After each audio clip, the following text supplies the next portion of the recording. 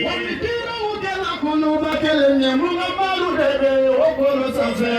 Ayatanga bele bele kanu. Muhammadu kanu yani. Wamikira ukela kunuba kelenya Muhammadu debe okolo safe. Ayatanga bele bele kanu. Muhammadu kanu yani. Wamikoma mibala ala kirala. Alijala yebe kaba. Sababullah silamayala.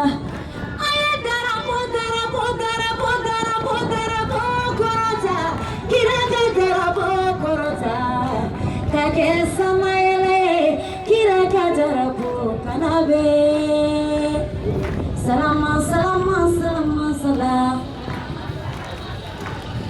Salama, salama, salama, salam.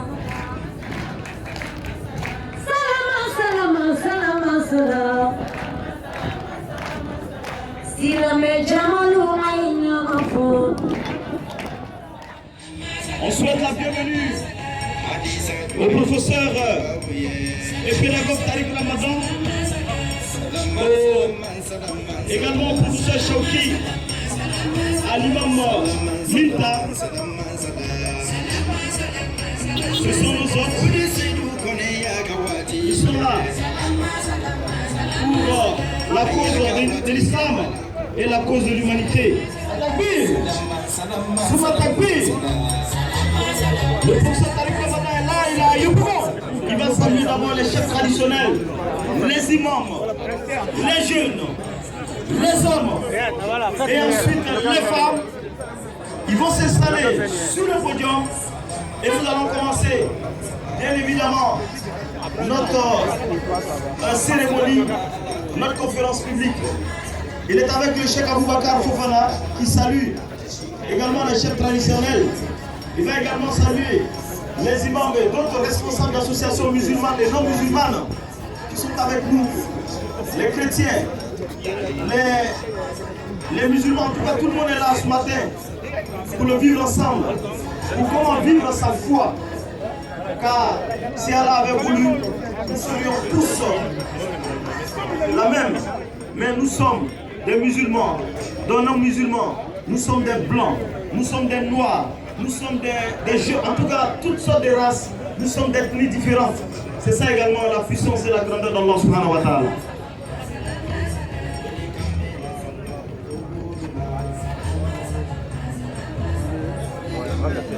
Il est la main pour les autres et puis on peut la faire. Le professeur de l'échelle on va le laisser les salam. Assalamu alaikum. Avant de commencer cette communication, nous allons demander la clémence d'Allah subhanahu wa ta'ala à travers la lecture du noble Coran qui sera exécuté de main de maître par un autre jeune prodige de notre pays, c'est Abdelaziz Diallo.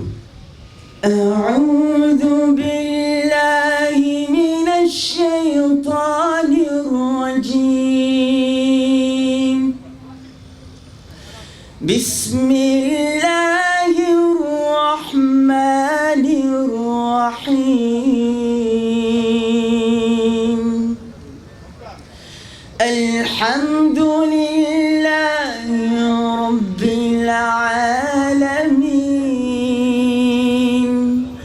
الرحمن الرحيم مالك يوم الدين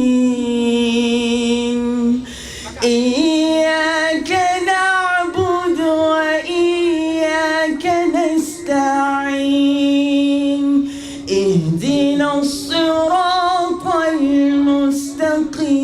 المستقيم صراط الذين أنعمت عليهم غير المغضوب عليهم ولا الضالين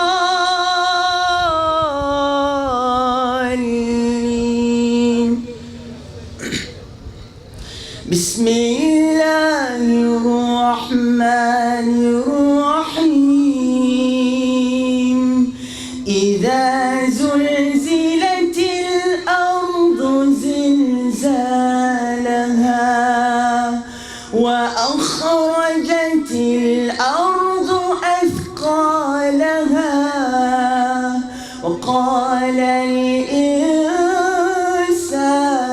ما لها يومئذ تحدث أخبارها بأن ربك أوحى لها يومئذ يصدر الناس أشتاتا ليروا أعمالهم فمن يعمل مثقال ذرة خيرا يره ومن يعمل مثقال ذرة شرا يره صدق الله العلي العظيم ربنا ظلمنا أنفسنا فإن لم تغفر لنا وترحمنا لنكونن من الخاسرين ربنا إنا ندعوك الله وندعوك الرحمن وندعوك البر الرحيم وندعوك بأسمائك الحسنى ما علمنا منه وما لم نعلم نسألك أن تعتق رقابنا ورقاب آبائنا من النار وصل اللهم وزد وبارك على سيدنا محمد وعلى آله وصحبه أجمعين سبحان ربك رب العزة عما يصفون وسلام على المرسلين والحمد لله رب العالمين. Chers pays de Yopougon, chers musulmans, musulmanes, chefs traditionnels, chers non-musulmans, chers frères et sœurs, recevez et maintenant le professeur et pédagogue Tariq Ramadan. أعوذ بالله السميع العليم من الشيطان الرجيم بسم الله الرحمن الرحيم والصلاة والسلام على أشرف المرسلين سيدنا محمد وعلى آله وصحبه أجمعين السلام عليكم ورحمة الله وبركاته. J'aimerais, avant de commencer, et le salut protocolaire aux autorités qui nous ont reçus, puisque nous venons de rencontrer le maire et l'ensemble de son équipe. Puis nous avons eu l'adjoint qui a également ouvert cette séance. Remercier beaucoup et du fond du cœur le Cheikh Fofana de nous recevoir encore cette année et de nous recevoir avec toute son équipe de la meilleure des façons. C'est une grande chance pour nous. Je ne cesse de répéter que on a l'impression que quand nous venons de l'étranger, c'est nous qui venons apporter une parole à l'Afrique. Mais comme le cher Fofana l'a dit, ça fait bien des années aujourd'hui que je reviens sur le continent qui est celui de la source, qui est celui de mes origines. L'Afrique, c'est le contraire qui se passe. Ça ne cesse d'être un apprentissage continué depuis des années et qui continue. Walhamdulillah. Donc autant vous nous remerciez de venir, autant nous vous remercions de nous donner. Alhamdulillah. Que Dieu vous garde et vous aime et vous protège, Inch'Allah, ici en Côte d'Ivoire, ici dans cette région. Toute la population ivoirienne, car j'ai appris depuis bien longtemps et depuis mes premières visites ici que la Côte d'Ivoire, ça n'était pas simplement la population musulmane. La Côte d'Ivoire, c'est une société plurielle, c'est une société multiple, ce sont plusieurs langues, plusieurs cultures, plusieurs religions, et c'est un projet de vie ensemble. Mais ce que nous avons à comprendre, et c'est un peu le sujet de ce matin, c'est comment nous devons personnellement être responsables avec notre foi, avec nos principes avec nos espérances, pour faire que nos vies soient meilleures et que nos sociétés soient plus justes et que l'avenir se construise avec notre engagement et non pas simplement en étant des femmes et des hommes passifs. C'est un peu ce dont je parlerai aujourd'hui, comment vivre sa foi, pour y revenir. Et j'en profite en l'occurrence, puisque c'est la 8e édition du colloque international des musulmans de l'espace francophone, pour saluer toutes les délégations qu'on vous a citées. Elles sont là, elles sont présentes. Nous sommes, alhamdoulilah, un grand nombre de personnes qui sont venues par le monde pour pouvoir partager une réflexion ensemble, parce que nous avons des défis communs. Et donc, c'est une chance également de pouvoir le faire. Laissez-moi commencer cette intervention par le sujet lui-même. Si en 2017, au mois d'août, si dans le calendrier qui est le nôtre, aujourd'hui nous posons la question de savoir comment vivre sa foi, c'est que derrière la question, il y a un problème. Derrière la question, on relève un problème. Ce problème-là, pour nous, c'est la reconnaissance que nous avons la foi, que nous pouvons dire, si nous sommes juifs, si nous sommes chrétiens, si nous sommes musulmans, si nous avons une religion traditionnelle, eh bien nous avons la foi, nous croyons en Dieu. Et nous croyons que Dieu, il attend de nous un certain comportement. Si Dieu est, ça veut dire que notre vie, elle a un sens. Ça veut dire que nous venons de lui et que nous retournons à lui. Ce que les musulmans savent lorsque, systématiquement, ils répètent le sens essentiel d'être avec Dieu, « Inna lillahi wa inna ilayhi raji'un ». Ce que nous disons quand quelqu'un meurt, on dit l'essentiel quand il meurt. Qu'est-ce qu'on dit? Quel est l'essentiel? Nous sommes à lui et nous retournons à lui. Nous sommes juste venus faire une parenthèse sur la terre. Un jour nous sommes nés, maintenant il faut repartir. Et lui il est parti. Et donc nous savons que quand nous disons cela, c'est que c'est à lui que nous appartenons. Et celui à qui nous appartenons, quand il est dit « Inna lillahi », c'est-à-dire nous lui appartenons, nous venons de lui, ce que nous comprenons, c'est que Dieu qui nous a donné la vie, qui a créé tout ce qui est autour de nous, eh bien il attend de nous quelque chose. Il nous appelle, il nous crée et nous appelle. Il nous donne la vie et il nous appelle à la vie. Il vous dit, voilà la vie que je t'offre, ça c'est cadeau. Voilà l'appel à la vie que j'exige, ça c'est ta responsabilité. Je t'ai donné la vie, reviens à moi, reviens de là d'où tu es venu. Et c'est exactement la question aujourd'hui. Comment vivre sa foi, c'est comment, quand on a reconnu que Dieu est, eh bien on va répondre à son appel. Comment est-ce qu'on va faire ça? Et quel est le problème? Le problème, c'est que depuis le début de la création humaine, depuis Adam alayhi salam, depuis la création d'Adam, depuis le début de la création, il y a une chose qui est extrêmement claire. C'est qu'Allah il nous a donné la vie, il nous a donné les moyens de venir vers lui, mais il nous demande de faire l'effort de vivre notre foi comme il nous le demande. Donc le problème, il est la différence qu'il y a entre ce qu'il attend et ce que nous faisons. Ce qu'il veut de nous et ce que nous voulons de nous-mêmes.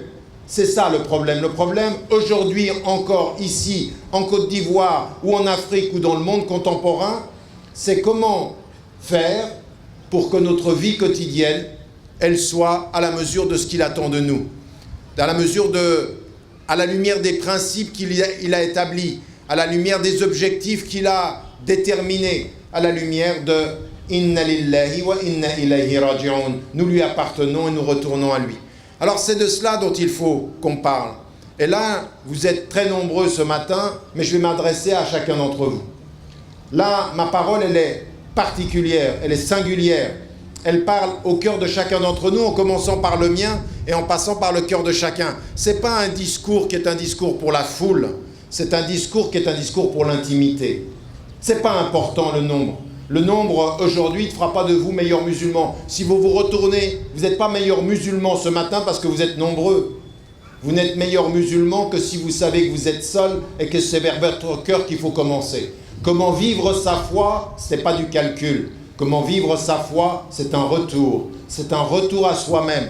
Et la première des choses qui est demandée, la première des choses qu'Allah a faites avec le prophète, quand il est venu le chercher, il n'est pas venu le chercher dans la foule, il est venu le chercher dans une caverne, tout seul, quand lui, il était à la recherche de Dieu. Il est venu le chercher dans sa solitude à lui. Il lui a fait comprendre, tu n'es pas meilleur musulman en fonction du nombre, tu es meilleur musulman en fonction de la qualité de la relation que tu as avec toi-même. Comment vivre sa foi, ça commence par soi.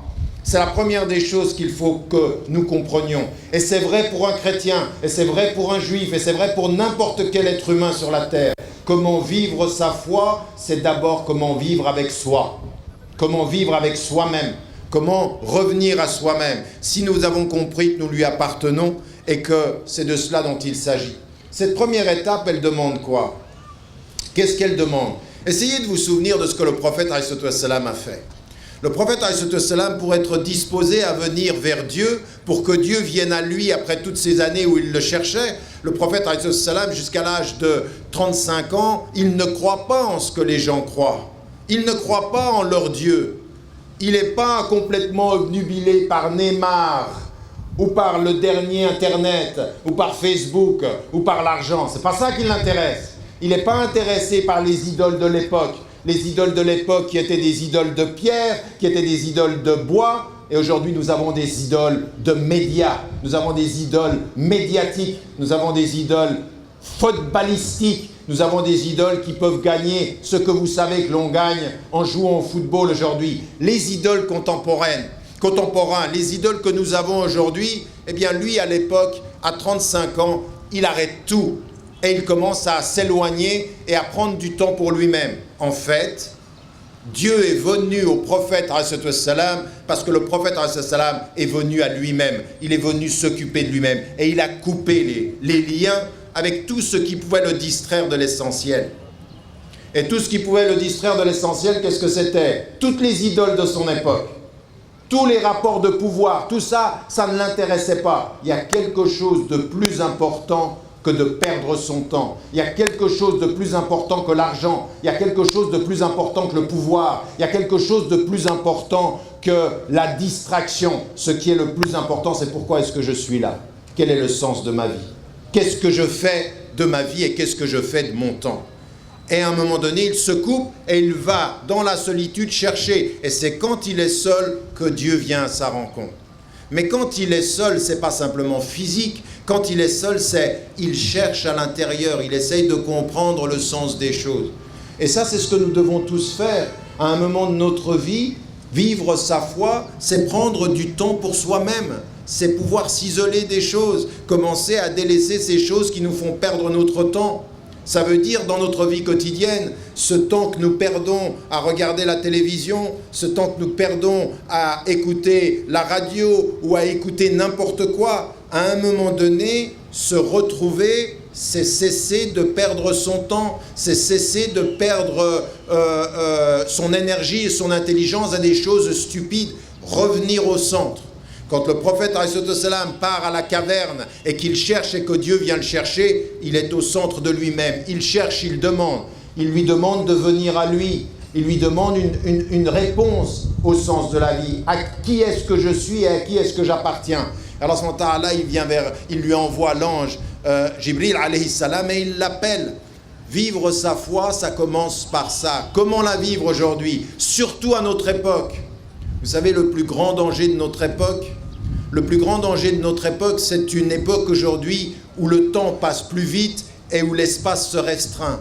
Vous n'avez pas remarqué? Ça va de plus en plus vite parce qu'on a des moyens extraordinaires. C'est quelque chose de fou ce qui est en train de se passer devant nous. La multiplication de nos moyens a réduit le temps. Et on vous dit aujourd'hui, vous savez, maintenant, entre Abidjan et Bouaké, vous faites moins de temps qu'avant. Et nous, on pense simplement que la route est meilleure. Mais le temps se rétrécit. Ce qui hier, entre deux personnes pour se parler, on envoyait une lettre et on attendait 3 semaines la réponse, maintenant, c'est 1 seconde, 2 secondes. Le temps se rétrécit. Et l'espace se rétrécit de la même façon. Mais ça veut dire quoi, ça? C'est simplement comme ça ne veut rien dire, ça n'a pas d'impact sur nous. Eh bien non, quand le temps se rétrécit et que l'espace se rétrécit, eh bien le temps du dhikr va changer, le rappel de Dieu va changer. Autant les choses se compressent, autant il faut qu'il y ait de la lumière à l'intérieur. Il faut faire une pause. Quand tout va trop vite, il faut faire une pause. C'est peut-être en 2017 qu'on se rend compte pourquoi il est important de prier 5 fois par jour. Il ne faut pas prier 5 fois par jour comme on va vite avec le temps en compressant tout. Il y en a qui n'ont pas compris ça. Ils prient comme ils compressent tout. Ils prient comme ils sont sur Facebook. C'est je prie vite, je prie rapidement, je compresse tout. Non, c'est le contraire. La prière, aujourd'hui, c'est la plus grande résistance au fait de comprimer le temps et de réduire les espaces. C'est une grande résistance. Priez 5 fois par jour et vous comprenez ceci. Vous comprenez ceci aussi. Pourquoi 1 mois par année, quand tout est en train de changer autour de nous, que le temps va plus vite, que l'espace se réduit, Allah subhanahu wa ta'ala, il vous dit 1 mois, pendant 1 mois, tu arrêtes tout. Et au lever du soleil et au coucher du soleil, tu te réconcilies avec le temps comme il est, pas le temps comme vous le faites vous. Il faut tout changer. Pendant 1 mois du Ramadan, il faut revenir aux choses essentielles. C'est ça ce qui est important. C'est qu'Allah subhanahu wa ta'ala, il dit, si vous allez contre la nature, vous allez contre vous-même. Mais Allah subhanahu wa ta'ala, il vous dit, par la prière, vous êtes en relation avec le soleil. Par le jeûne et le temps, vous êtes en relation avec la lune. Et Shamsu wal Qamaru bi Husban, vous êtes en relation avec tout ça. Prenez votre temps, revenez à vous-même et ne vous laissez pas prendre par la vie qui va trop vite, par le temps qui va trop vite, par l'espace qui se réduit. C'est ça qu'il est allé chercher dans la caverne, le prophète alayhi salam. Il est parti tout seul, il a coupé les liens avec la société et il est revenu à ces choses essentielles-là. Et revenir à ces choses essentielles-là pour renouer avec ça, et c'est, vous savez, vous ne vous en rendez pas compte, mais souvent on a l'impression qu'on attend de l'Afrique qu'elle s'élève au niveau du progrès des sociétés occidentales. Et pour nous qui venons des sociétés occidentales, on a envie de vous dire, s'il vous plaît, restez en relation avec le temps et l'espace, restez en relation avec la terre, restez en relation avec les éléments, parce que c'est là que vous trouvez Dieu. Là-bas, on trouve le stress et le manque de temps. Ici, il faut qu'on réconcilie. C'est l'Afrique aujourd'hui qui a quelque chose à dire à l'Occident, pas le contraire. Contrairement à un certain président qui disait que l'Afrique n'est pas rentrée dans l'histoire, il faudra que l'Afrique rappelle à l'Occident de rentrer dans l'essentiel, de ne pas perdre l'essentiel, qu'il ne faut pas aujourd'hui être dans une obsession des moyens et de la richesse et du temps et du succès financier, matériel. C'est pas ça, ça peut pas être ça. Comment vivre sa foi, ça veut dire revenir à ça. Ça veut dire revenir et suivre l'exemple du prophète, alayhi salam. Il s'éloigne et il revient vers lui-même. Et ce qu'il va faire, et ce que Dieu va lui demander de faire, c'est de s'occuper de lui-même. Et il nous dit une chose dans le Coran qui est importante. Il nous dit, ce que j'ai mis dans votre cœur, cette foi, cette lumière dans votre cœur, elle est quelque chose que vous aimez. Walakinna Allah habbaba ilaykumul iman. Dieu vous a fait aimer la foi et il l'a embellie dans votre cœur. En fait, la foi, c'est quelque chose de beau. C'est beau. C'est quelque chose qui est à l'intérieur de nous et c'est beau, c'est-à-dire c'est ce lien avec Dieu. Et nous ne sommes jamais autant bien avec nous-mêmes que quand nous sommes bien avec lui, avec cette beauté intérieure-là. La foi, ce n'est pas quelque chose qui doit nous repousser. Tous les discours que nous avons. Pourquoi, par exemple, le Cheikh Fofana et tant de ceux qui, aujourd'hui, en Afrique, ont une parole qui attire les hommes et les femmes, croyants, chrétiens, musulmans ou autres. Pourquoi? Pourquoi est-ce que ça attire? Parce qu'ils ont un élément qui est important, un élément qui est le secret. C'est qu'ils parlent de la foi dans une langue qui fait que la foi, elle est belle. La foi, elle ne doit pas faire fuir. Le prophète, il disait Bashirou, c'est-à-dire appelez, c'est une bonne nouvelle. Je vous appelle à une bonne nouvelle. Cette bonne nouvelle, elle est à l'intérieur de vous. Elle est belle. Elle est belle et elle est la foi. Elle s'appelle la foi. Elle s'appelle la relation avec Dieu. Elle n'est pas quelque chose qui doit nous repousser, ou systématiquement on a un discours sur la faute, le mal-être. Non, pas du tout. Il faut de ce point de vue-là comprendre que notre foi, ce que nous avons à comprendre, c'est que c'est quelque chose à l'intérieur de nous et qui est beau. Zayyana, c'est-à-dire il l'a embelli.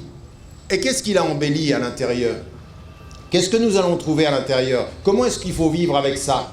Eh bien, la première des choses qui nous est demandée à chacune et à chacun, les jeunes parmi nous et les moins jeunes, quand on revient à nous-mêmes et qu'on est avec Allah subhanahu wa ta'ala, eh bien, ce qu'il faut, c'est prendre du temps pour s'occuper de ce que nous avons dans notre cœur, pour s'occuper de nous. Ça veut dire, ce qui est immédiatement venu à l'islam, comment vivre sa foi, c'est dès qu'on a reconnu Allah subhanahu wa ta'ala, dès qu'on a reconnu Dieu, comprendre que nous avons une responsabilité de mieux le connaître et de mieux nous connaître. C'est une responsabilité de la connaissance. Et aujourd'hui, la plus grande révolution qui ébranlera l'Afrique, ce ne sera pas le progrès matériel. Le progrès matériel ne fera pas que l'Afrique se développera. Le progrès matériel et financier, c'est pas ça la clé. La plus grande révolution, ce qui change toutes les sociétés et qui a changé toute l'histoire des hommes, c'est la révolution éducative. C'est la révolution du savoir. C'est la révolution de la connaissance. C'est quand on commence à connaître, on révolutionne quelque chose en nous-mêmes. Il faut être des révolutionnaires intérieurs, mais des révolutionnaires non pas qui vont vers le policier et qui l'insultent, mais qui vont vers leur conscience et qui l'éduquent. C'est pas la même chose. Le lâche, il prend le policier pour ennemi. L'intelligent et le sage, qui suit le prophète, il prend son intelligence comme défi. Je vais essayer d'apprendre. Je vais continuer la route de la connaissance. Comment vivre sa foi? Il n'a pas la foi, celui qui ne se met pas en marche vers la connaissance. Et celui qui ouvre ce chemin vers la connaissance, c'est comme s'il ouvrait le chemin vers le paradis, comme nous le dit le prophète. La voie de ce salut, c'est la connaissance. Et vivre sa foi aujourd'hui, ce qu'on a envie de voir aujourd'hui, c'est des frères et des sœurs, que ce soit en Occident, que ce soit ici en Afrique, qui fassent aujourd'hui, qui relèvent le défi de la connaissance. Mais de quelle connaissance s'agit-il? De quelle connaissance s'agit-il? Quand le prophète demande la connaissance utile, un savoir utile, qu'est-ce que c'est? C'est un savoir qui me permet d'être meilleur, c'est un savoir qui me permet de servir mieux, c'est un savoir qui me permet de réformer pour le meilleur. Le savoir, il doit être pour le meilleur. Ça n'est pas une question de salaire, ça n'est pas une question de pouvoir, c'est une question de service, c'est une question d'édification personnelle.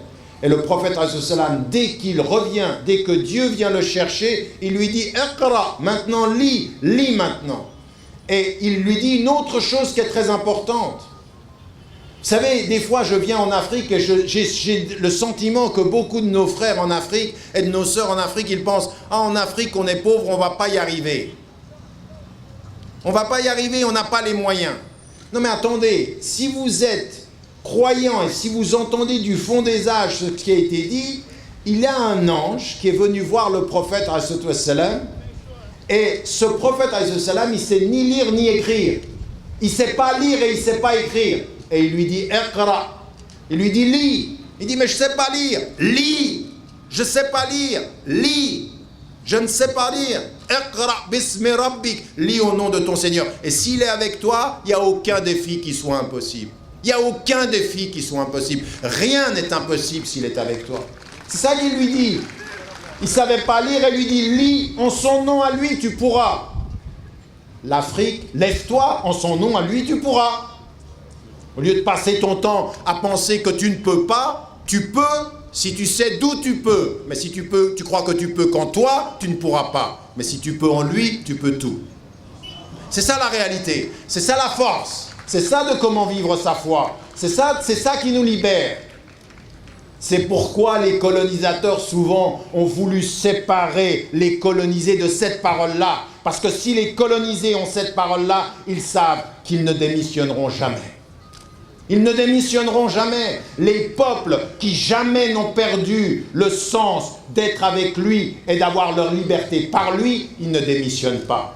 C'est pour ça que les colonisateurs ont toujours peur. C'est pour ça que les oppresseurs ont toujours peur. Ils ont toujours eu peur de la parole qui disait « Il n'est de Dieu que Dieu, et s'il est avec moi, toi, tu ne comptes pas. Tu ne m'empêcheras pas. Tu n'as pas ce pouvoir-là.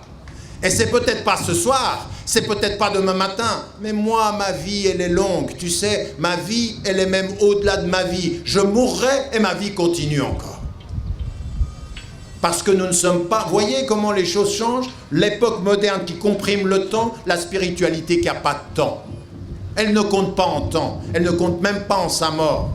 Parce que parfois vous pensez que vous êtes mort ou que quelqu'un est mort et il n'est pas mort. Parce que la mort, c'est encore pas ce qu'on peut penser.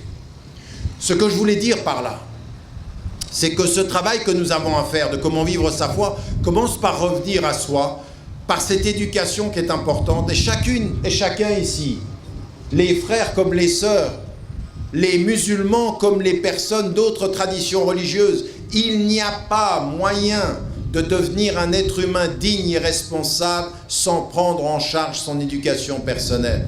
Et prendre en charge son éducation personnelle, c'est revenir à soi. C'est suivre les exemples de tous les messagers.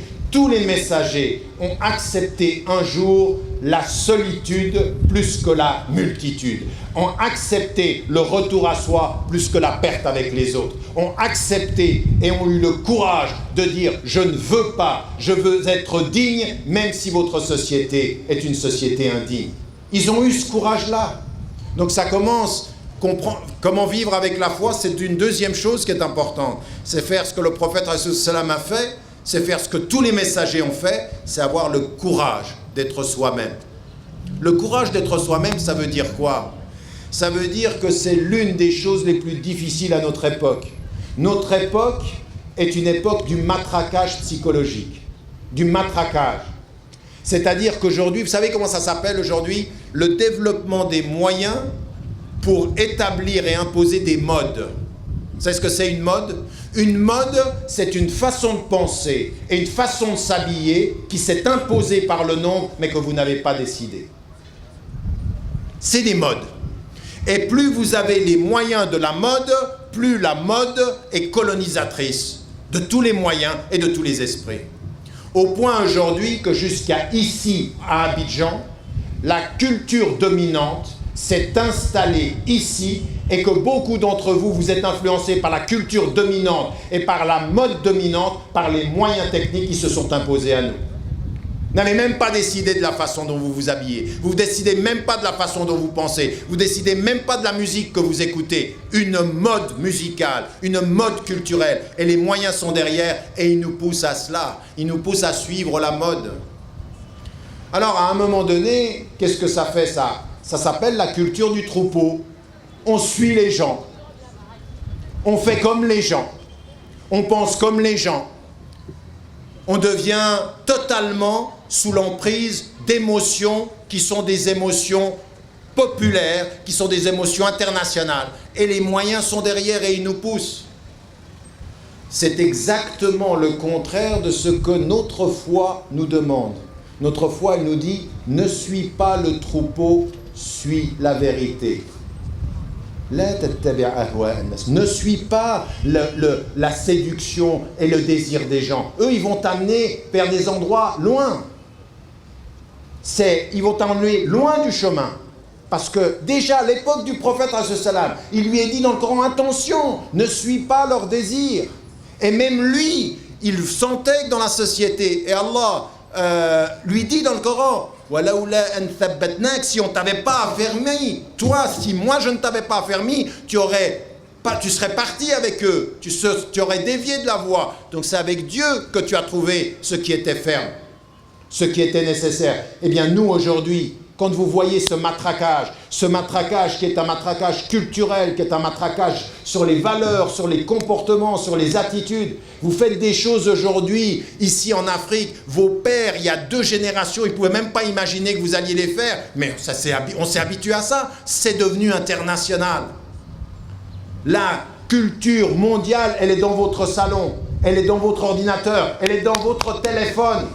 Elle est là, elle vous prend là. Toi, tu penses que tu regardes le téléphone, il est en train de prendre ton esprit. C'est pas ton téléphone qui est devant ta tête, c'est ta tête qui est dans ton téléphone. Ah oui, il y en a qui comprennent très bien ce que je veux dire. Il y en a qui tout à coup réalisent que leur téléphone, il a pris leur tête. Et quand ta tête est dans ton téléphone, et quand cet instrument-là est devenu un instrument culturel qui t'attire, tu fais comment? Mais à un moment donné, quand tu attends l'appel à la prière, ben tu poses ton téléphone. Toute la question est de savoir comment tu vas y revenir. Est-ce que tu as posé le téléphone comme une parenthèse ou est-ce que tu as posé le téléphone comme une libération? Est-ce que cette culture qui est dans ce téléphone-là, elle t'a pris? Ou est-ce que toi, tu l'utilises juste ce qu'il faut et tu restes et tu comprends où est le sens des choses? Parce qu'à un moment donné, dans notre engagement en tant que femme et en tant qu'homme, dans comment vivre sa foi, il faut avoir le courage de couper avec certaines choses. Et ça, vous savez, dans notre vie quotidienne, on ne fait pas très attention à cela. Et nous acceptons des choses dans notre culture, des fois, qui ne sont pas forcément positives. Nous avons un rapport au temps, il faut prendre son temps, mais vous savez, c'est très particulier en islam. C'est très particulier d'ailleurs, même dans les traditions chrétiennes. Et là, nous nous retrouvons quand nous venons à l'essentiel des choses, entre chrétiens, musulmans et hommes de foi, nous nous rencontrons. C'est-à-dire, il faut savoir prendre son temps, et en même temps, il faut être rigoureux avec le temps. Il faut prendre son temps pour faire les choses, mais quand il faut les faire, il faut les faire. C'est-à-dire que ce matin, quand le Fajr, quand la prière du matin est passée, elle est passée, c'est trop tard. On ne peut pas la rattraper. Il faut être strict avec le temps. Prends ton temps, mais gère ton temps. Oui? Ça, en fait, c'est la clé du succès. Prends ton temps, gère ton temps. Nous, en Afrique, on prend notre temps, et on prend notre temps. Il n'y a pas de grande gestion du temps. Il n'y a pas de grande gestion du temps. C'est pour ça qu'il y a quelque chose qui est problématique. Mais quand vous entendez du haut de sept cieux, la prière est selon des horaires déterminés, effectivement, de ce point de vue-là, ça veut dire qu'il faut être rigoureux, qu'il faut être strict avec le temps. Il faut faire attention de ne pas perdre son temps. On nous répète souvent en Occident, le temps c'est de l'argent. Fondamentalement, et je vous le répète, du point de vue de toutes les spiritualités du monde, le temps c'est la vie. Et il ne faut pas perdre la vie. Il ne faut pas perdre son temps, il ne faut pas perdre la vie.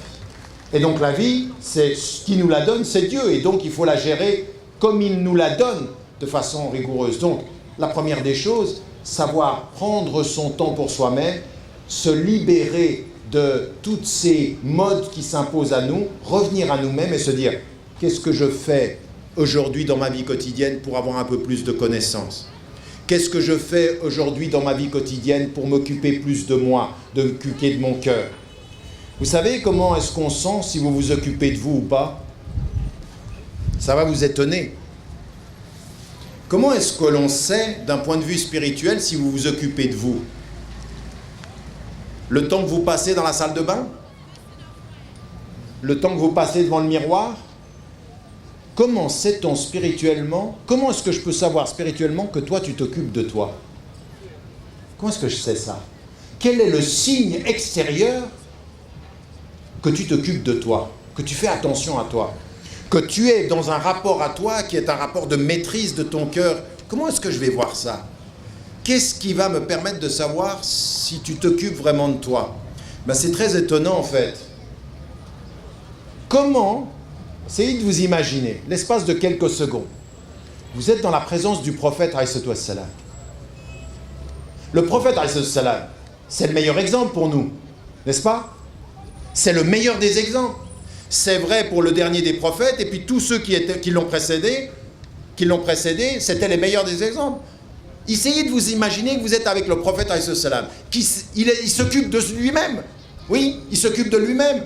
Quand il est avec sa femme Aïcha, radiallahu anha, et qu'il prie pendant la nuit, et qu'il invoque pendant la nuit, et puis il lui dit, est-ce que tu n'exagères pas? Et qu'il lui dit, est-ce que je ne dois pas être un serviteur qui remercie? Il s'occupe de lui. Oui, mais quand vous le voyez dans la journée, elle le voit pendant la nuit. Pendant la journée, comment vous voyez que vous vous occupez de vous? Comment est-ce que je peux voir, ou comment est-ce qu'on peut voir que quelqu'un s'occupe de lui-même, qu'une femme s'occupe d'elle-même? Mais c'est très simple. Dans votre vie quotidienne, les détails sont tout à fait explicites. Montre-moi comment tu t'occupes de ta mère. Montre-moi comment tu t'occupes de ton père. Montre-moi comment tu t'occupes de ton voisin. Montre-moi comment tu t'occupes de ta société et je saurai si tu t'occupes de toi. Montre-moi. Je veux voir ça. Je sais si tu t'occupes de toi dans la façon dont tu t'occupes des autres. Parce que si tu négliges les autres, c'est que tu te négliges. C'est exactement ceci. Tu négliges les autres, tu te négliges. Et c'est Allah subhanahu wa ta'ala, il dit ceci dans le Coran. Si tu négliges Dieu, tu vas te négliger. Et si tu te négliges, tu négliges les autres. Et si tu négliges les autres, ça veut dire que tu te négliges toi et que tu négliges Dieu. Ça doit se voir dans les petites choses. Ça veut dire, par exemple, comment vivre sa foi. Ça veut dire, aujourd'hui, concrètement, je m'occupe de moi, donc je m'occupe de toi. Ça veut dire de rentrer tout à l'heure à la maison, et si vous avez votre maman, et si vous avez votre papa, si je te sers, je me sers. Si je t'aime, je m'aime. Si je t'aime, je l'aime. Parce qu'il n'y a pas d'autre voie que celle-ci. Notre société, vous savez, ce que je viens de vous dire, c'est exactement le contraire de l'individualisme. L'individualisme, c'est occupe-toi de toi et oublie tous les autres. La spiritualité, c'est occupe-toi des autres, c'est la meilleure façon de t'occuper de toi. C'est l'inverse. C'est une résistance fondamentale à l'ordre capitaliste, financier, individualiste, à ce progrès qui te dit prends. L'islam ne te dit pas ça, le christianisme ne te dit pas ça, il ne te dit pas prends, il te dit sers. Sers, montre ta foi dans ce que tu fais. Et ça veut dire que loin de tout ce que les gens disent, loin de tout ce que les gens pensent, loin de tout ce que les gens voient, revenir à soi, s'occuper de son éducation, avoir le courage de couper avec les choses que les gens font, et puis à un moment donné, donner cet exemple-là, et qu'on revienne à l'exemple du prophète alayhi salam qui avait dit à son compagnon, mais à qui est-ce que je dois sur la terre le meilleur des comportements, la meilleure des reconnaissances, la meilleure des présences? Ta mère, ta mère, ta mère, ta mère. Si vous avez quelque chose à rappeler au monde depuis l'Afrique, ça n'est pas de devenir une société individualiste, c'est de rappeler qu'une société qui ne sait pas le rôle central de la mère dans la vie d'un être humain est une société qui perd le nord, qui perd le sens, qui perd le sens. Et ça, vous savez, ça vient de la fitra. Même si les gens agissent contre ça et peuvent se révolter contre les maternités, la nature revient. Elle fait toujours rappeler que le sens même de ce qui te constitue est cette relation avec la maman, avec ce qui a été l'expression du fait de donner la vie. Et le père de la même façon. Alors je sais bien que les frères ici, en particulier en Afrique, on a cette idée que la famille, ça passe par la mère. Non. Depuis le prophète, et comme il est écrit dans le Coran, avec Luqman qui parle à son fils, la famille, ça passe pas par la mère. Ça commence par le don de vie de la mère et ça ne peut évoluer qu'avec le père et la mère ensemble. Qu'ensemble, nous comprenions que nous avons à faire ce travail-là. Un des grands problèmes que nous avons dans beaucoup de nos sociétés aujourd'hui, c'est que les papas ne sont plus tellement des papas, ou pas assez des papas. Ou alors ils n'ont compris que d'être papa, c'est uniquement dire non et avoir l'autorité. Non, le papa, il accompagne. Luqman, quand il parle à son fils, il lui parle.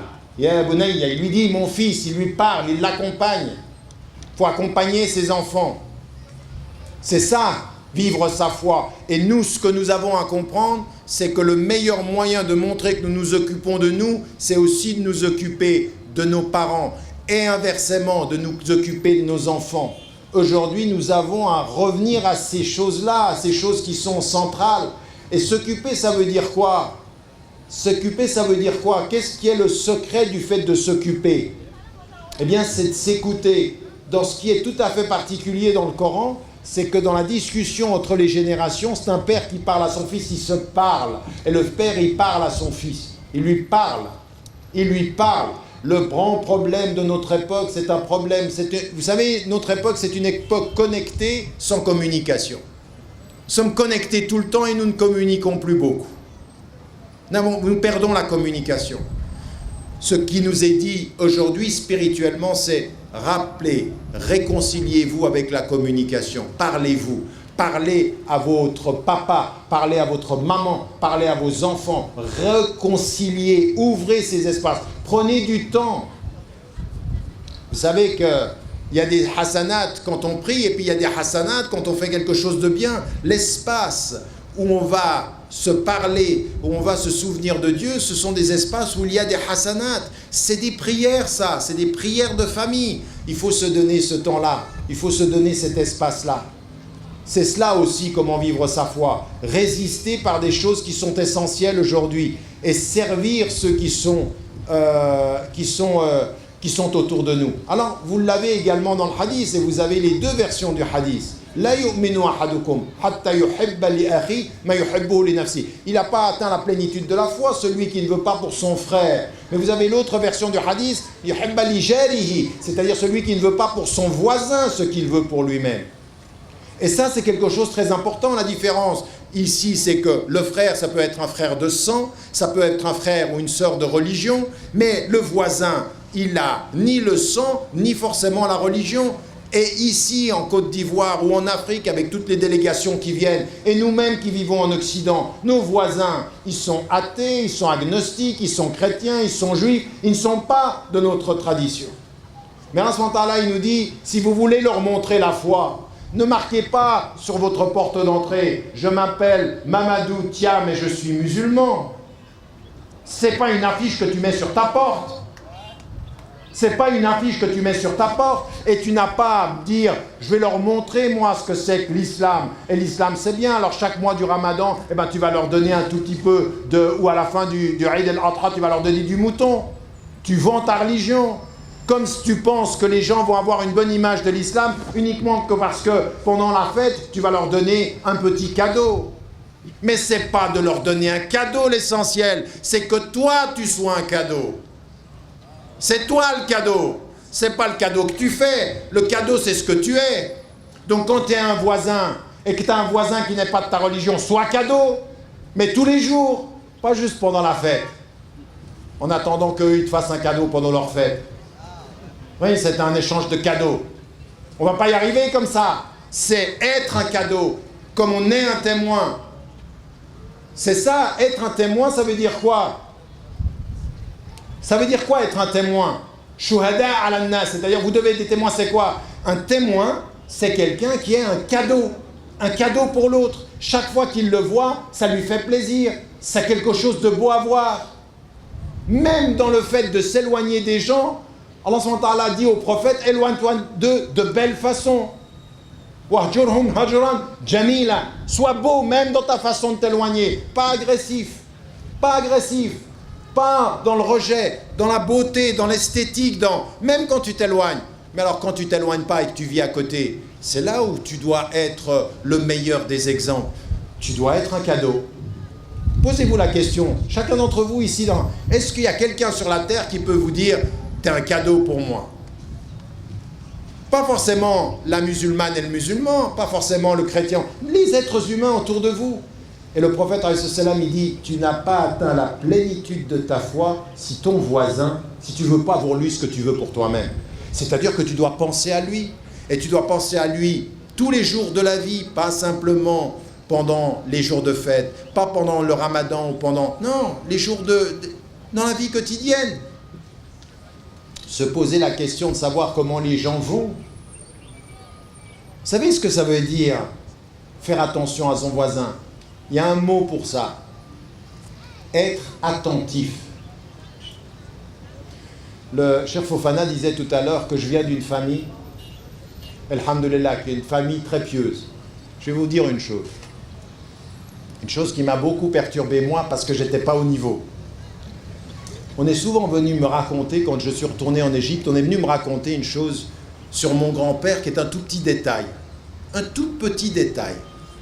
Un tout petit détail de quelqu'un qui a la foi, mais qui fait attention. Un tout petit détail. Et ce petit détail, il est le suivant. Je l'ai entendu d'abord de mon père, rahimahullah, et je l'ai entendu de plein de gens qui l'avaient connu. Un tout petit détail qui montre toute la différence. Il est avec Dieu. Il a, pendant toute sa vie, visité 17 000 villages. Tout le temps, il tournait tout le temps. Il est mort à 42 ans. Rahimahullah, 42 ans. 17 000 villages, il traversait. Et c'était en 1940. Il n'y avait pas de... C'était la voiture pour ce qu'il y en avait, le train comme il pouvait. Et on vient vers moi et on me dit, tu sais quoi? Tu sais ce qui était surprenant avec ton grand-père? C'est que quand on le rencontrait, l'année d'après où on l'avait rencontré, il se souvenait de notre prénom. En fait, il se souvenait de nous. Il nous avait vus. Il prêtait attention. Il change l'éducation, il construit 2000 écoles et il rencontre quelqu'un, il se souvient de son prénom. Je t'ai vu déjà. Moi, j'arrive pas. J'oublie trop. Mais j'ai compris une chose, c'est qu'on n'a pas tous la même mémoire. Il faut travailler. Mais quel est le secret? Le secret, c'est de faire attention aux gens qui sont autour de nous. La foi, c'est être attentif. C'est de regarder son voisin, de regarder son père. Ton père, il ne va pas toujours te dire, regarde. Ta fille, ton fils ne va pas toujours te dire, regarde. Sois attentif. Sois attentif. La foi, ça doit rendre attentif. Pas pressé, pas stressé et pas compté. Il y a certains médecins, quand tu rentres dans leur cabinet, tu as déjà l'impression que tu dois sortir. Tellement ils sont pressés. Et tu as un autre médecin, quand tu rentres dans le cabinet, tu sais qu'il t'a vu et qu'il te respecte. Il va prendre son temps. La foi, c'est ça. Comment vivre sa foi, c'est être attentif. C'est être attentif à ces choses-là, faire attention aux petites choses, regarder, se souvenir des noms des gens, se souvenir de son voisin. Subhanallah, le prophète, il marche sur la route, on lui jette des ordures et le seul jour où on ne lui jette pas, ensuite il vient et se pose la question, mais qu'est-ce qui t'arrive? La santé ne va pas. Pourquoi tu as arrêté de m'insulter? Vous vous rendez compte? Il l'insulte en lui jetant des déchets et lui, la seule chose, il se dit, s'ils arrêtent de m'insulter, c'est qu'il y a un problème. Je vais poser la question, ça. Il est attentif aux gens.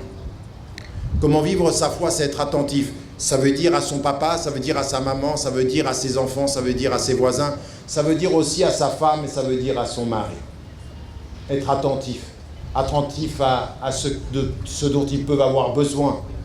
Et là aussi, on a beaucoup de progrès à faire parce que nous avons un discours très important en islam et dans toutes les religions d'ailleurs. Nous avons tous un discours, il faut faire attention à nos familles. Mais c'est vrai aussi qu'on parle beaucoup plus qu'on applique. Nous, on est un peu comme des gens, on est en train d'apprendre le code de la route et on pense qu'on va savoir conduire. Le code de la route, il ne te permet pas de conduire. Le code de la route, c'est ce que tu dois faire. Mais pour conduire, il faut appliquer. Il faut prendre la voiture, il faut appliquer les choses. Et l'islam, ce n'est pas un code de la route. L'islam, ça n'est devenu un code de la route que parce que d'abord, c'était la vie. C'était la vie. C'est ensuite que c'est devenu un code de la route. C'est quand on a vu le prophète sallam vivre qu'on en a fait un code. Mais avant, c'était la vie. Donc, il faut revenir à la vie, il faut appliquer les choses. Il faut appliquer les choses de cette façon-là, de façon essentielle dans notre vie, essentielle dans notre façon d'être avec nous-mêmes, dans notre façon de vivre avec les gens. Être attentif. La foi, c'est l'attention. La foi, c'est l'attention aux petits détails, aux petites choses. Mais vous savez, c'est vrai que les détails sont importants. Aujourd'hui, dans notre société, les gens ne comprennent pas très bien quand on dit, vous savez, quand vous entrez dans un lieu, vous rentrez avec la jambe droite. Quand vous sortez avec la jambe gauche. C'est un détail. Mais non, ce n'est pas un détail. Parce que quand tu réfléchis à ce détail avec ton cœur, tu mets du sens. Tu te souviens que Dieu te demande de faire ça, quand tu tends la main droite. C'est un détail apparent, mais c'est essentiel. C'est la différence qu'il y a entre un cadeau et un cadeau. Si ça m'a été donné par ma maman, et que pour vous c'est un mouchoir, toute la différence, c'est ce qu'il y a dans mon cœur qui y met. C'est ma maman. Toi, tu vois le mouchoir, mais moi, j'y vois ma maman. Eh bien, les petits détails, c'est comme ça. Il faut être avec Dieu comme ça. La foi, c'est comme ça. Il faut mettre de ce sens-là partout, se souvenir de ces petites choses-là. C'est vrai avec votre société, c'est vrai aujourd'hui en Côte d'Ivoire, où nous sommes aujourd'hui, mais également partout dans le monde. Être attentif. Faire un djihad de l'attention. Et non pas simplement un djihad et non pas se laisser aller dans le divertissement et la perte d'attention. Vous savez, ce qui est important, c'est ce mot-là, il existe dans le Coran, el-rafla, c'est-à-dire ceux qui sont divertis, ceux qui ne pensent pas aux choses essentielles. لَقَدْ كُنْتَ فِي غَفْلَةٍ مِّنْ هَذَا. Tu as été complètement distrait par la réalité de ces choses essentielles. Un jour, tu vas retourner vers Dieu et il va te rappeler ces choses-là. Le dernier élément que je voulais mettre en évidence dans comment vivre sa foi, revenir à soi, s'occuper de son éducation, prendre du temps pour soi-même et servir les gens. Je sais que tu t'occupes de toi quand je regarde comment tu t'occupes de tous les autres, de tous ceux qui, dans le secret de ta vie, ta propre famille, ta femme, tes parents, tes enfants, mais ton voisin aussi et ta société, eh bien ensuite il y a quelque chose qui doit encore naître de tout ça, naître de tout ce travail-là que nous devons faire, chacun d'entre nous, sur comment nous devons vivre notre foi aujourd'hui. Aujourd'hui, nous sommes dans un monde qui est un monde qui devient extrêmement difficile et complexe. Les sociétés sont en train de se séparer, les fossés entre les riches et les pauvres n'ont jamais été aussi grands. Vous vous rendez compte que 1% de la population mondiale tient 68% de la richesse du monde. C'est un monde fou. Nous sommes un peu devenus fous. Et je le disais à la khutba du vendredi, il y a des joueurs de football maintenant qui chaque seconde gagnent 1 euro. Chaque seconde de leur vie, 1 euro. Même quand ils ne jouent pas, même quand ils dorment. Et nous, on regarde ça, et c'est le monde de l'argent, de la finance, du divertissement. Et on nous dit et on nous envoie, oublie-toi, oublie-toi. Nous, on s'occupe de toi. On fait de l'argent, on s'occupe de la télévision, on s'occupe des divertissements. Et nous, vivre la foi, c'est se dire non, je ne refuse. Je ne veux laisser personne s'occuper de moi. Je m'occupe de moi. Je me prends en charge. Et aujourd'hui, c'est ça le vrai combat. Est-ce que nous aimerions pouvoir, ce pourquoi nous nous rencontrons, pourquoi ça fait maintenant 20 ans qu'on vient, qu'on discute, qu'on essaye de trouver des solutions à un problème auquel nous faisons face? C'est parce qu'on a envie de s'occuper de nous-mêmes. On n'a pas envie de se laisser aller. On n'a pas envie on n'a pas envie de suivre le troupeau de ceux qui ne réfléchissent plus et qui deviennent les moyens financiers des autres. On a envie de répondre à son appel et de savoir, il nous donne des principes, il nous donne et il nous a établi une voie, il faut que nous la suivions cette voie. Il faut que nous soyons dignes de cette foi. Et digne de cette foi, ça veut dire aujourd'hui, là, dans ce monde qui est le nôtre, qu'il faut qu'on s'engage, et qu'il faut qu'on s'engage avec ce que je vous ai dit, la connaissance, le sentiment de se prendre en charge et le courage. Mais ensuite, après, il faut que ce soit aussi social. La Côte d'Ivoire, comme l'Afrique, traverse des situations extrêmement difficiles. Il y a beaucoup de tensions sociales ici. Il y a beaucoup de tensions, vous avez 2 solutions. Soit vous restez assis en disant il y a des tensions, soit vous ruminez le passé, on s'est opposé lors des dernières élections présidentielles, ou alors vous regardez vers le futur et vous comprenez que vous devez répondre à l'appel. Et répondre à l'appel maintenant, ça n'est pas ruminer les fractures du passé, c'est construire la réconciliation du futur. C'est ça dont nous avons besoin aujourd'hui, des gens qui construisent le futur, mais en étant positifs. Et Allah subhanahu wa ta'ala, ce qu'il nous a donné, pourquoi pensez-vous que le Coran commence et que notre foi commence par l'injonction divine de remercier Dieu? Anishkurillah, dis merci à Dieu. Pourquoi? C'est quoi ce merci? Pourquoi est-ce qu'on remercie Dieu? Parce qu'il nous a donné la vie et qu'il faut aimer la vie. Il ne faut pas s'enfermer dans la vie. Il ne faut pas célébrer la vie. Il ne faut pas idolâtrer la vie. Il ne faut pas idéaliser la vie, mais il faut l'aimer parce que c'est un cadeau de Dieu. Et comment est-ce qu'on aime la vie? Comment est-ce qu'on va aimer la vie? Non pas simplement en s'oubliant, ça c'est pas aimer la vie, c'est la détruire, c'est la négliger. Ceux qui passent leur vie à oublier qu'ils vivent négligent la vie. Mais ceux qui passent leur vie à se souvenir de ce pourquoi ils vivent célèbrent la vie, sont vraiment ceux qui célèbrent la vie. Et comment est-ce qu'on va célébrer cette vie et dire merci à Dieu? Eh bien en construisant un meilleur futur. Oui, il y a des gens qui ont été injustes hier. Oui, il y a des choses qui se sont passées dans le pays ou qui se sont passées dans la région, c'est vrai. Il y a des gens qui ont été injustes, il y a des gens qui ont été absolument, qui ont un comportement inqualifiable. Est-ce qu'on va passer son temps à regarder ce passé pour s'opposer ou est-ce qu'on va déterminer qu'aujourd'hui nous avons à construire l'avenir ensemble? Aujourd'hui, c'est ça. C'est pour ça qu'Allah subhanahu wa ta'ala il dit même avec toi personnellement, Allah subhanahu wa ta'ala, il ne fait pas le compte de ton passé. Tu sais pourquoi il ne fait pas le compte de ton passé? Parce qu'il est Rahman Rahim. Il est le miséricordieux, le tout miséricordieux. Il peut effacer. Mais pourquoi est-ce qu'il efface? Pour que tu recommences? Non, pour que tu construises mieux. Le but, c'est pas que tu recommences, c'est que tu construises mieux. Et aujourd'hui, ce dont nous avons besoin, vivre notre foi, c'est avoir cette exigence aussi de savoir pardonner, savoir se pardonner et savoir pardonner aux autres.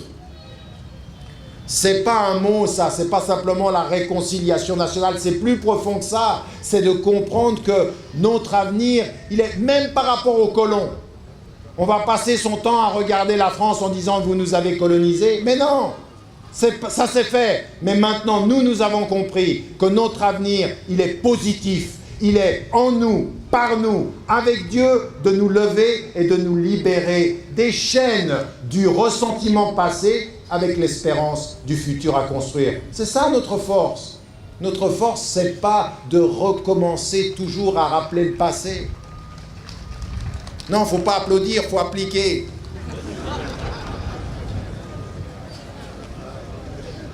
Et donc, en l'occurrence, c'est ça. C'est comme ça qu'il faut que, aujourd'hui, nous comprenions que nous avons une responsabilité.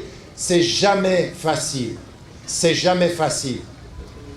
C'est jamais facile. Vous savez, quand le prophète alayhi salam revient à la Mecque,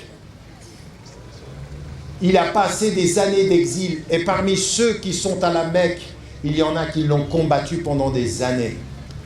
Il y en a qui ont tué des gens qu'il aimait. Il y en a qui ont combattu des années et ils étaient de son sang. Et ils ont tué des gens qu'il aimait. Et il vient et il entre à la Mecque. Vous êtes libres parce que la force de ma foi est plus importante que la petitesse de mon ressentiment et de ma vengeance. Ma vengeance, elle ne fera rien. Mais la grandeur avec Dieu, c'est d'aller au-delà. Vous savez, ce message-là, c'est exactement le contraire de tout ce que vous entendez en Syrie, en Irak et dans les médias aujourd'hui, où l'islam serait un message de la violence et du conflit. Tout ce que je vous dis, c'est l'essence de notre religion, qui nous ramène à l'essence de toutes les religions. Il faut être un agent de paix. Il faut être un agent du futur. Il faut être un agent positif. Là où tu es, il faut qu'il y ait de la lumière. Là où tu es, il faut qu'il y ait de la justice. Là où tu es, il faut qu'il y ait de l'engagement et du courage. Non pas contre, mais pour. C'est de ça dont on parle. Vous savez, je vais m'arrêter là. Je viens dans un continent ici, et même avec tous ceux qui viennent du CIMEF, vous êtes extrêmement jeunes. Je regarde, il y a tous ceux qui sont la tradition et qui tiennent le socle de la société, et puis il y a énormément de jeunes. Alors il y a deux solutions. Il y a deux solutions, chers frères et chères sœurs d'Afrique. Soit vous êtes une jeunesse qui va suivre la jeunesse, dont on voit aujourd'hui qu'elle est sous l'emprise des modes, et vous allez chercher à devenir, soit à suivre les modes, à faire de l'argent et à vivre selon la mode de l'époque, soit vous allez utiliser cette jeunesse en vous souvenant d'une chose, autour de tous ceux qui ont changé le monde, autour de tous les prophètes, autour de tous les messagers, il y avait une jeunesse, mais qui avait mis sa jeunesse à disposition de ce qui est juste, de ce qui est bon, de ce qui est noble, de ce qui fait le futur. C'est à vous de choisir. Soit on va avoir une jeunesse africaine qui est jeune et perdue, soit on va avoir une jeunesse africaine qui est jeune et digne, qui sait ce qu'elle veut et qui n'a pas décidé de critiquer le passé pour justifier sa passivité dans le présent, mais qui a décidé de revenir à l'essentiel pour savoir comment vivre sa foi aujourd'hui pour construire le futur. En d'autres termes, les choses sont très très simples. Les choses sont très très simples. Vous ne pouvez pas et on ne peut pas continuer à nous plaindre du monde à cause de ce que nous... à plaindre le monde entier en disant que c'est eux les responsables de ce que nous sommes. Souvenez-vous, le verset coranique, il est simple. Et il est clair, et on le répète, et on le répète, et on le répète, et on le répète, que Dieu ne change pas ce qui est dans un peuple. Il ne change pas ce qui... Si tu ne changes pas ce qui est en toi-même, si toi tu ne fais pas cet effort-là, et ce qu'on veut aujourd'hui, c'est une jeunesse qui soit libre, une jeunesse qui soit responsable, une jeunesse qui soit courageuse. Et qu'elle cesse, il faut qu'en Afrique on cesse de justifier notre passivité présente par les blessures du passé. Les blessures du passé, elles existent. Le colonialisme a existé. L'exploitation a existé. La corruption, elle existe encore. Tout ça, ça existe. Mais ça ne justifie pas le fait que moi, je reste assis. Ça existe. Mais moi, aujourd'hui, avec Dieu, dans ma foi, je me lève, je me prends en charge, je m'occupe de mon éducation, je fais attention à ma famille, je fais attention à mes voisins et je fais en sorte que la Côte d'Ivoire ou l'Afrique, ce soit un meilleur continent demain. C'est ça le message, c'est ça la liberté, c'est ça, Inch'Allah, qu'il faut essayer de vivre avec sa foi. Wassalamu alaikum wa rahmatullahi wa barakatuh. Wallahu a'lam wa a'lam.